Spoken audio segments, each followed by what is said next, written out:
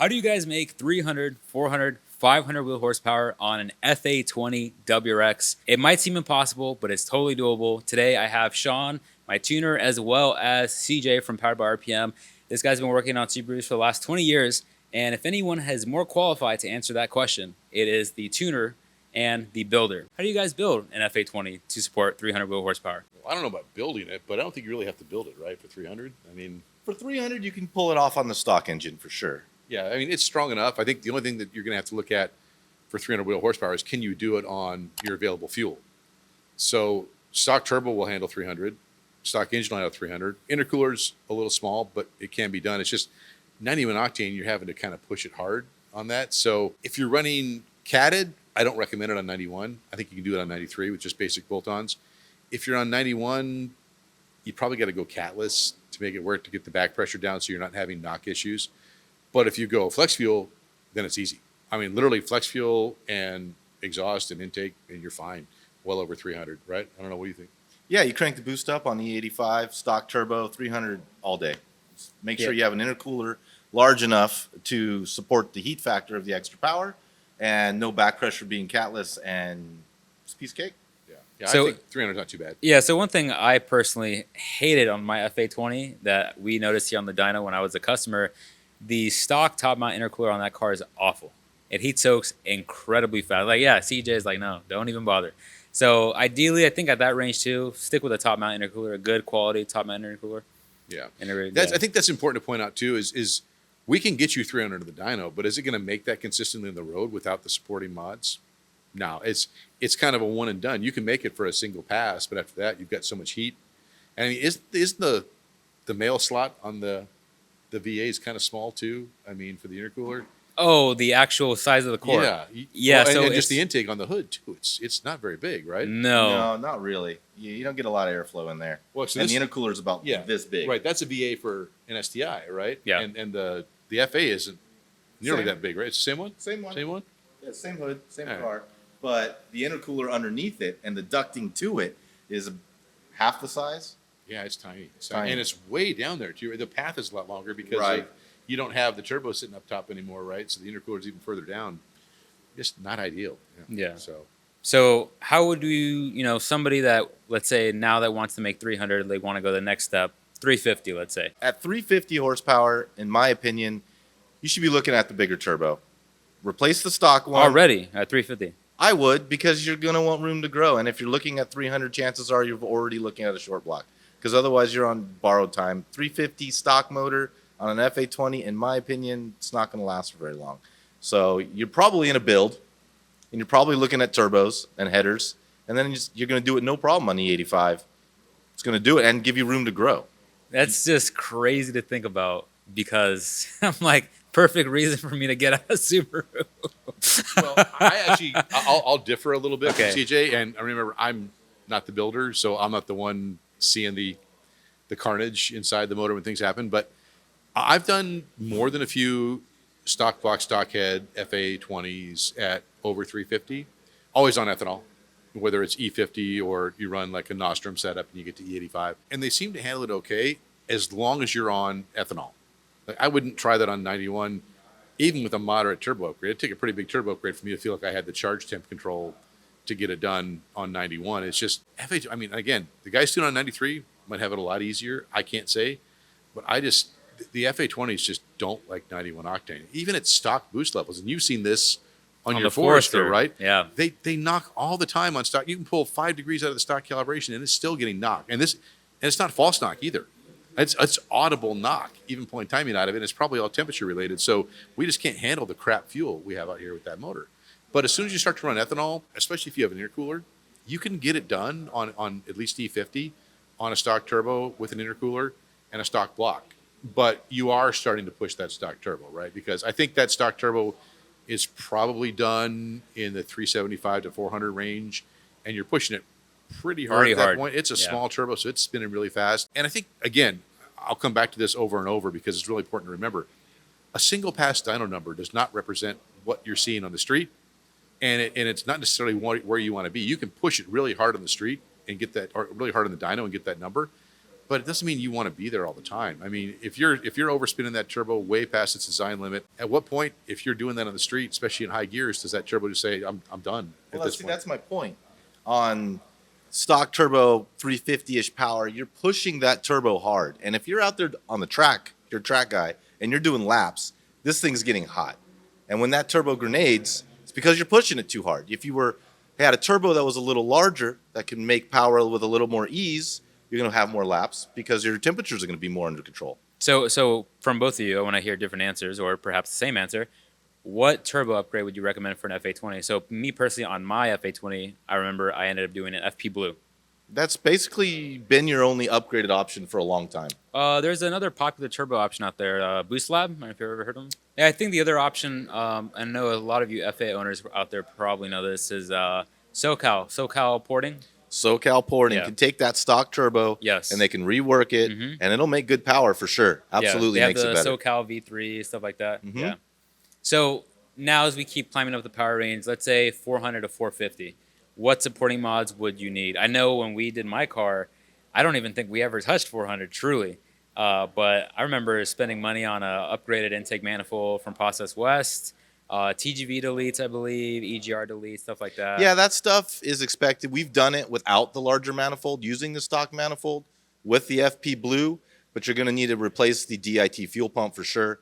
The stock one isn't going to do the job. So, but the combination of the FP Blue headers and intercooler, all the bolt-ons with the Nostrum pump is going to get you to 400. Yeah, I would agree with that. All credit to Nostrum for actually supporting the FA market, right? I mean, you'd think there'd be a lot more guys out there offering stuff, but there are very, very few, and Nostrum is probably the predominant one to do it. And so I think I'd like to see them offer bigger injectors. They only offer, 10% over, I think, for the FA. So that's a bit of a limit. But better than nothing. Better than nothing, and the pump will get you there. So we can run full E85 up to about 400 wheel horsepower.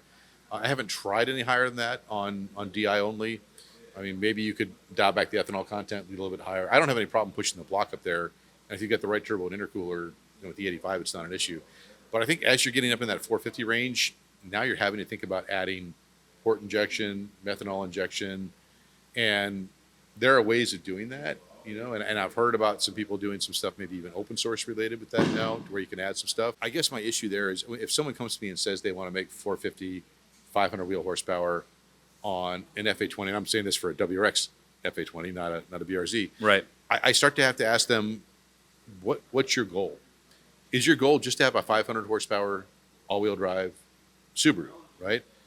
And if it is, I got to say at that point, now you're asking yourself, do I want to make this transmission live at this level? What am I going to spend to make the fuel system work at this level? Is it going to have the kind of integration, drivability, everything else compared to, say, an EJ25? And the answer is no. And if you're trying to push a 500 horsepower car, you're not concerned about getting that, 25, 30 miles per gallon on the highway anymore like you can with an FA20. If you're racing it, you don't want to stick with the stock transmission at that point, right? And it's just, at that point, you have to ask yourself, am I doing this just to say I did it on an FA20? Or am I just maybe picking the wrong platform at that point? FA20 is a fine motor within certain boundaries, certain guardrails. If you're looking at that 300 to 400 horsepower range and you're okay with spending the money to do it, great car. And you'll get much better gas mileage than any EJ ever made, right? I mean, yeah, it does have that advantage there, and it's very responsive. That stock turbo at 350 horsepower is super responsive on the 85. I mean, it just spools up like that, right? So you get great torque, great daily driver.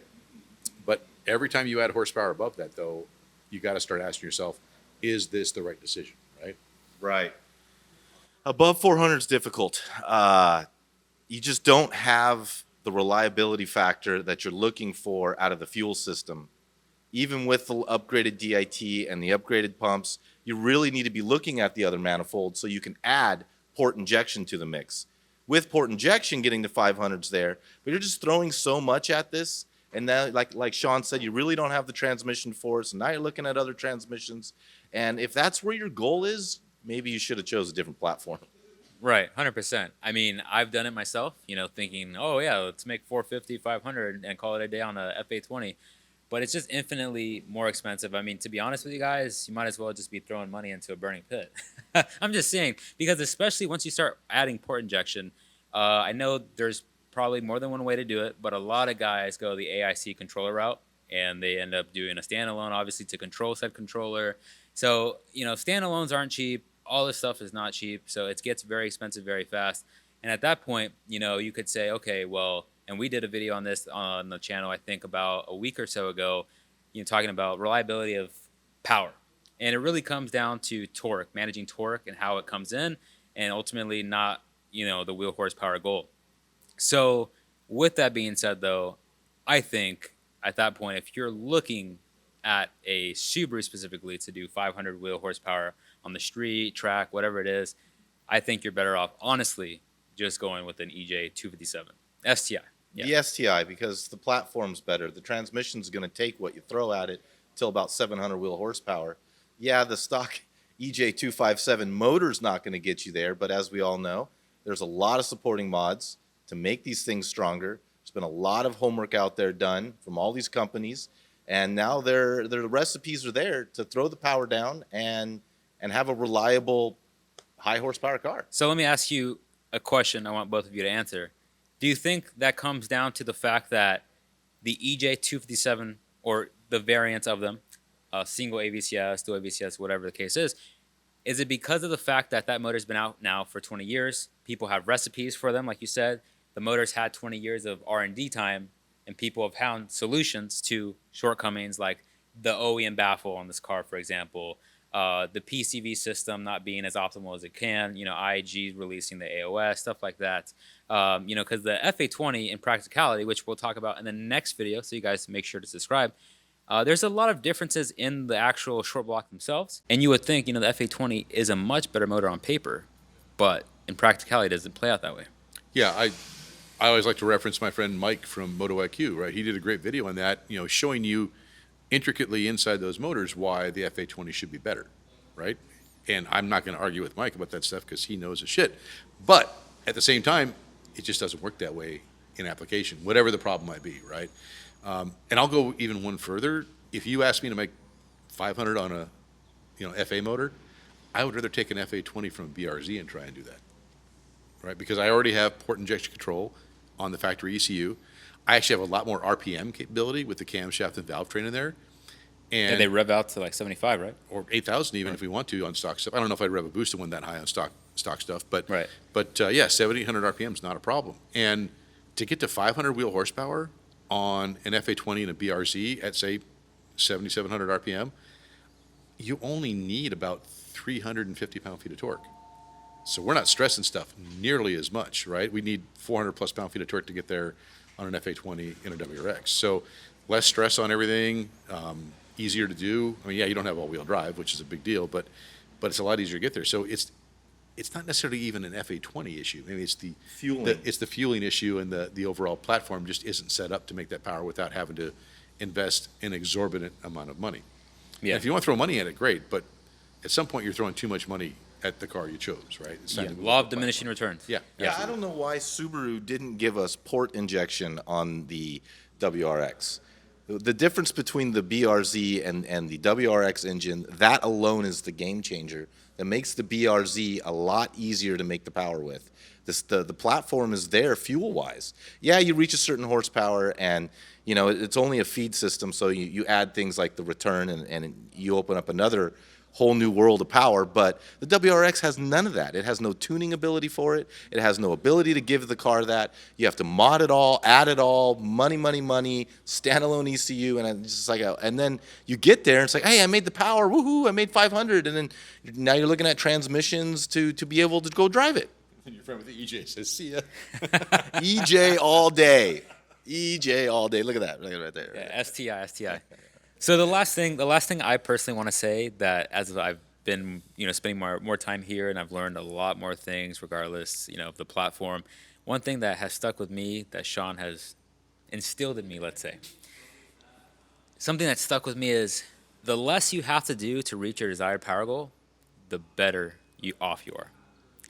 And in my case, when as somebody that owns a very highly modified STI, in hindsight, was it fun? Absolutely. It was, love the car, love shifting through gears. Like it's amazing. But at the end of the day, Could I have picked a better platform, done less modifications, left things a lot more OEM from factory? And that's something you guys got to realize, right? Is like, especially, we could talk about this in another video perhaps, but the guys that go out and buy the aftermarket coil packs on Subarus. You have to realize too is like these OEMs, these manufacturers, the amount of time and resources and money that they spend on said parts to go into these factory cars. There's a reason why they've put so much time and development into them. They work. They're proven. They're reliable. That's the number one. They're reliable. So when we're talking about Subarus and aftermarket coil packs, guys, OEM's the best. Have you ever needed anything but OEM coil packs on any car? OEM coil packs all day, all day. Working with Shawn, I always say when we come here that it's test and tune, okay? Because we're going to take what we've done, and he's going to run it, and he's going to test it, and if it's successful, he's going to finish his tune. And if there's a problem, he's going to find it and be like, CJ, there's this or that, or that's not enough fuel, or whatever limit we reach. But it's testing to equal tuning. And over the years, working with Shawn, there's been a lot of platforms we've put together. And you're absolutely right. There are mods that you don't need until you reach a certain point, and you're better off not putting them on the car until you need them, because you're just complicating things. And if you can create a recipe that makes more power with less boost, you're going to be more reliable and you're going to have more laps. Less headaches, less money, more reliability. Let's wrap it up with two things. And one is, we talked about how much power do you want to make, and then pick the platform you're going to do it the easiest with. And it's not even about power sometimes. It's about how fast do you want to go? What kind of acceleration do you want?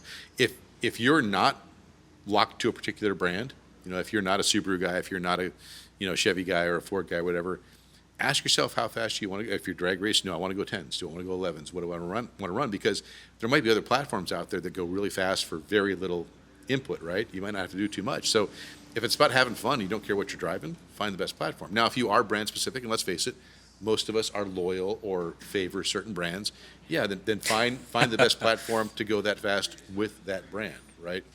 And the final thing I'll say is that I'm always a little bit hesitant to do videos like this, because I hate for people to feel like I'm crapping on their car or their mod choices. And understand that's not what we're doing. We're trying to help you understand what you are about to spend money on before you do. What you're about to get into. Right. So the idea here is to help you make an assessment, make a judgment call on whether or not you're making the right choice for what makes you happy, right? Ultimately, if I'm tuning your car, or CJ's building you a motor, or whatever we're doing, we want you to be happy with the end result. And if you come to us with a platform or a goal where those things aren't compatible, it's going to be hard to make you happy. We'll do our best to help you out, but you're kind of setting yourself up for failure to begin with. So take the time to assess what you really want. Be honest with yourself. Figure out if you can get there with your favorite platform or favorite car. And if not, think about doing something different, or at least set your goals a little bit differently. You can do anything you want with any platform as long as you have the cubic dollars to do it. Correct. Right? But if you don't, and I don't, he doesn't, then you got to decide what it is that's most important to you. So, if you liked what we had to say today and you don't feel like we crapped on your car, on your FA20 platform, please subscribe, like, and, come back and listen to more, because all we're trying to do here is share our experience. I don't want to tell you what to do. CJ doesn't want to tell you what to do. We just want you to be happy. And we've seen enough people on both sides of that equation to tell you what's probably going to make you happy in the end.